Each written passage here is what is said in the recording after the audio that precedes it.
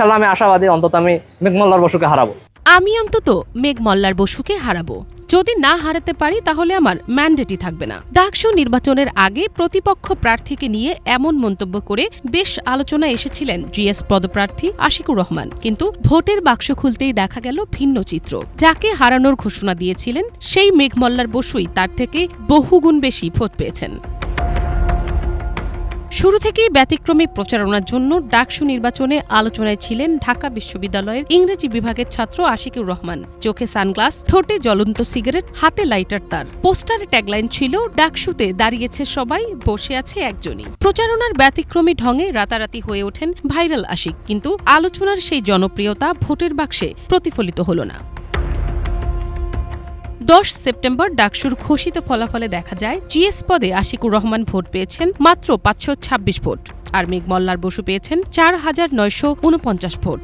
বিপুল ব্যবধানে জিএস পদে জয়ী হয়েছেন ছাত্র শিবির সমর্থিত ঐক্যবদ্ধ শিক্ষার্থী জোটের প্রার্থী SM ফরহাদ। তিনি পেয়েছেন সর্বোচ্চ 10,794 ভোট।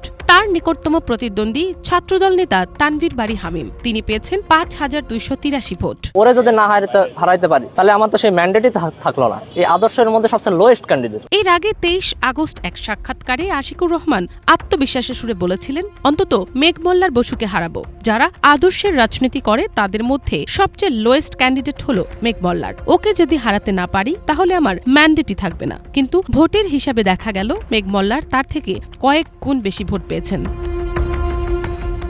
মেঘ মোল্লারকে হারাতে না পারলেও ভিন্নধর্মী প্রচারণা আর সাহসী মন্তব্যের জন্য এই নির্বাচনে শিক্ষার্থীদের কাছে আলাদা পরিচিতি তৈরি করতে পেরেছিলেন আশিকুর।